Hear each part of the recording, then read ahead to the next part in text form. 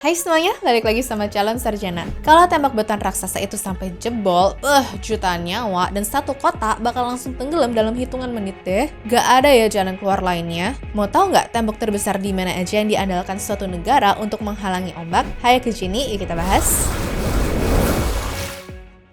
Nomor 10. Saemangeum Seawall.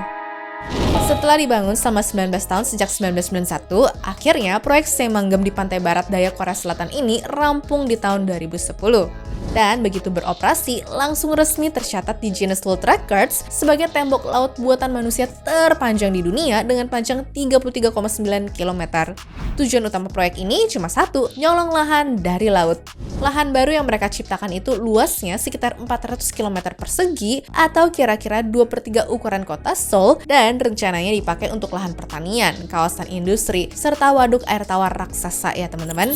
Cuma sayangnya ada harga mahal yang harus dibayar. Soalnya tembok ini jadi skandal lingkungan karena ngehancurin habitat 400.000 burung migran dan mutus sirkulasi alami antara air dan juga sedimen yang udah ada selama ribuan tahun.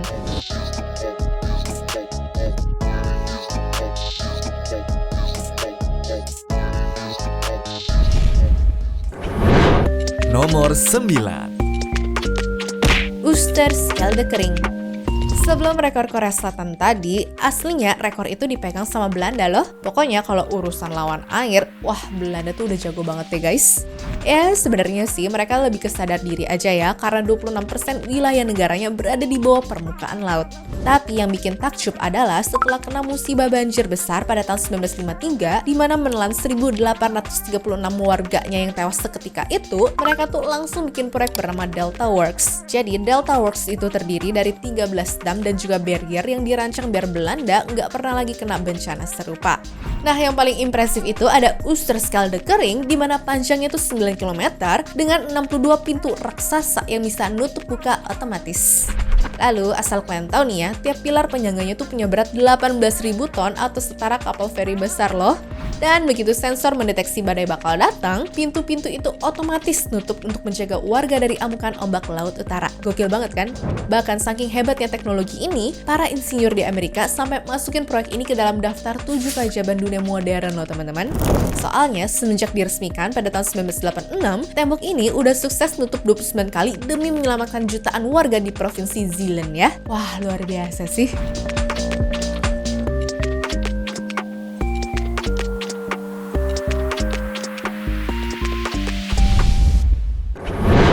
Nomor 8. Proyek Mose Venezia, Italia.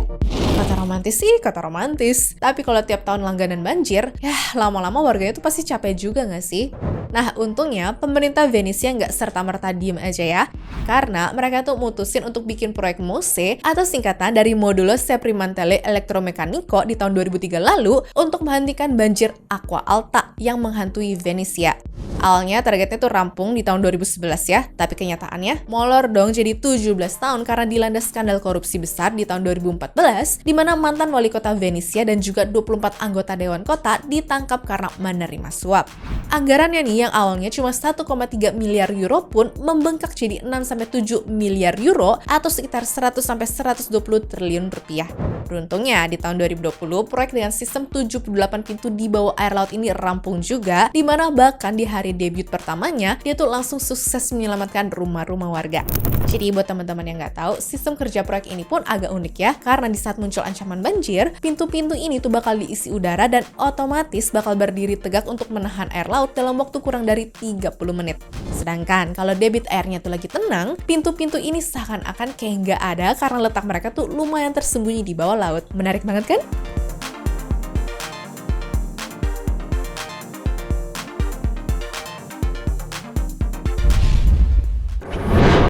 Nomor 7.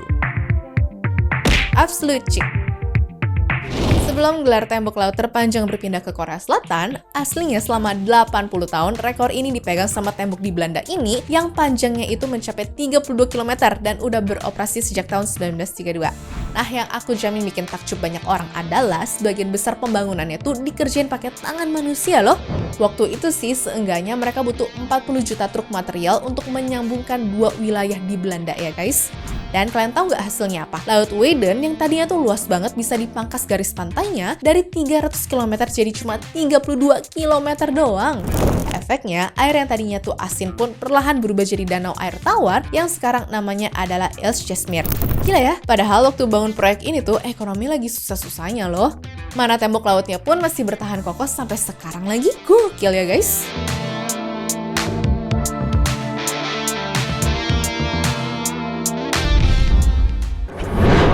Nomor 6. Tohoku Seawalls Jepang. Sejak Jepang mengalami musibah tsunami di tahun 2011 yang bikin sekitar 20.000 warganya tuh meninggal dunia, mereka tuh sepakat ya untuk nggak mau main-main lagi dan mulai bikin proyek tembok laut bernama Tohoku Seawalls. Dengan lapisan ganda sepanjang 400 km dan tinggi mencapai 14,7 meter di wilayah Tohoku, tembok ini dijamin bisa nahan tsunami, bukan cuma banjir biasa doang ya guys. Lalu kalian tahu nggak berapa biaya yang dikeluarin pemerintah Jepang untuk bikin ini? Wah, nggak main-main loh, 12 miliar dolar. Tapi sayangnya tembok ini bukan tanpa kontroversi. Soalnya banyak warga yang protes karena gara-gara dibangun tembok tinggi, mereka tuh jadi nggak bisa ngeliat laut dan juga merasa seperti di penjara. Udah gitu, para ahli lingkungan juga khawatir ya karena tembok ini bisa merusak ekosistem pesisir dan juga mengganggu jalur migrasi hewan laut. Tapi ya, kalau dihadapkan pilihan antara estetika dan juga nyawa warga, pemerintah Jepang jelas milih yang kedua dong ya.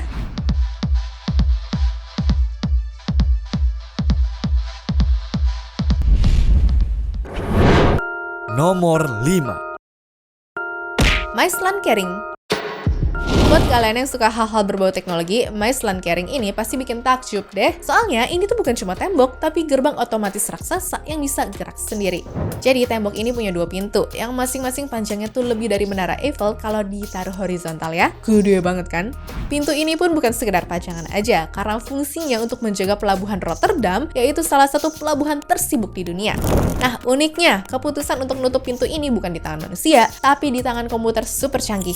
Alasannya tuh simpel ya menurut mereka, soalnya dalam situasi badai, manusia tuh bisa panik, telat, ataupun salah hitung. Sedangkan komputer tuh enggak.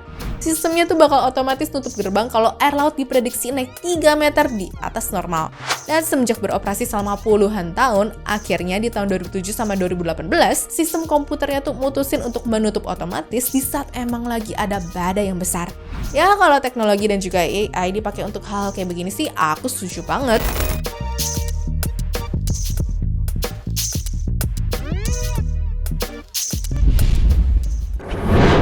Nomor 4. Pintu banjir Fudai. Dulu wali kota Fudai yang namanya adalah Kota Kuwamura sempat diprotes habis-habisan karena dia tuh maksa bangun pintu banjir setinggi 15,5 meter. Orang-orang bilang dia tuh cuma buang-buang duit aja. Soalnya tembok setinggi itu kerasa over banget ya untuk desa nelayan kecil berpenduduk 3.000 jiwa doang. Tapi waktu itu Uemura punya alasan personal. Dia soalnya waktu masih kecil pernah lihat betapa ngerinya tsunami di tahun 1933 dan dia tuh nggak mau warganya meninggal cuma gara-gara temboknya tuh kerendahan. Nah, dengan pengalaman traumatik itu, dia bersumpah tragedi ini gak boleh terjadi lagi. Konstruksinya dimulai pada tahun 1972 dan rampung pada tahun 1984 dengan total biaya 3,56 miliar yen dari kas desa, provinsi, serta negara. Sayangnya, Uemura keburu meninggal dunia pada tahun 1997 di umur 88 dan gak sempet yang ngeliat hasil kerjanya membuktikan diri. Soalnya, pada tanggal 11 Maret 2011, tsunami setinggi 20 meter menghantam Fudai. Beberapa rumah pesisir tuh tergores, tapi dari 3.000 warga di sana, korban jiwanya tuh cuma satu, yaitu seorang nelayan yang nekat ngecek perahunya di luar tembok. Dan menariknya sekarang, para warga tuh rutin menyimpan bunga di makam Bapak Uemura ini loh guys.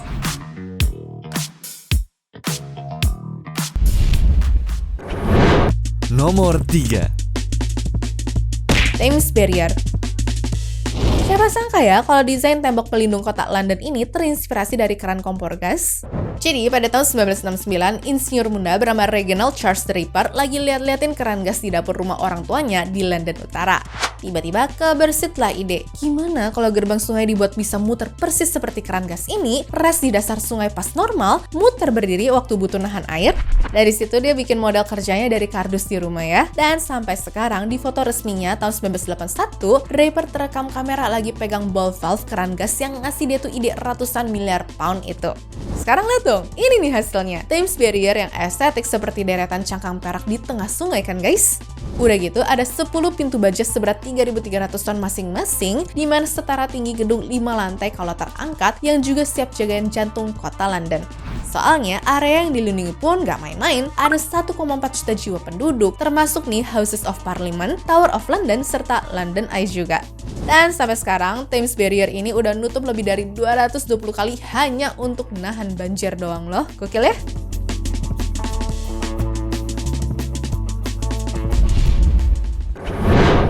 Nomor 2. Nampo Dam. Gak mau kalah sama tetangganya, Korea Utara juga punya proyek ambisius bernama Nampo Dam ataupun West Sea Barrage. Jadi panjangnya itu mencapai 8 km melintasi muara sungai yang tujuannya untuk misahin air laut asin dari air sungai biar pertanian di sekitar situ tuh nggak rusak dan kota Pyongyang pun aman dari banjir.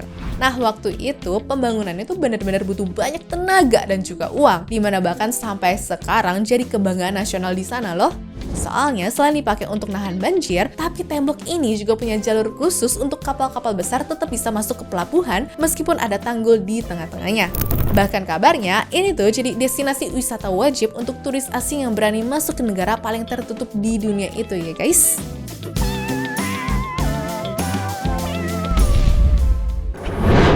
Nomor 1. Tanggul Laut Raksasa Jakarta. Dan terakhir kita bahas yang ada di rumah sendiri ya. Jakarta dan seluruh pesisir utara Jawa itu sebenarnya lagi dalam kondisi darurat. Tanahnya tuh turun sampai 25 cm per tahun di beberapa titik loh. Angka inilah yang bikin Jakarta jadi salah satu kota dengan penurunan tanah tercepat di dunia. Nah, sementara itu air laut terus naik akibat perubahan iklim ya teman-teman. Jadi kalau dibiarin, sebagian Jakarta Utara tuh bisa beneran hilang dari peta pada tahun 2050. Makanya, pemerintah merancang mega proyek Giant Seawall yang di bagian teluk Jakartanya tuh dibikin berbentuk burung Garuda raksasa dengan julukan Garuda Megah. Tapi siap-siap kaget ya sama angka biayanya. Jadi, berdasarkan pidato Presiden Prabowo di Konferensi Infrastruktur Internasional 2025 lalu, total proyek tanggul sepanjang 500 km dari Banten sampai Gresik ini butuh dana 80 miliar US dollar atau sekitar 1.280 triliun rupiah. Itu pun pengerjaannya bertahap ya selama sekitar 20 tahun. Makanya pertanyaan aku cuma satu sih, kira-kira ini bakal kelar tepat waktu atau bakal jadi MOSE versi Indonesia yang molor puluhan tahun nih? Anyways, cukup sampai di sini ya guys video hari ini. Sampai jumpa di video selanjutnya. Dah.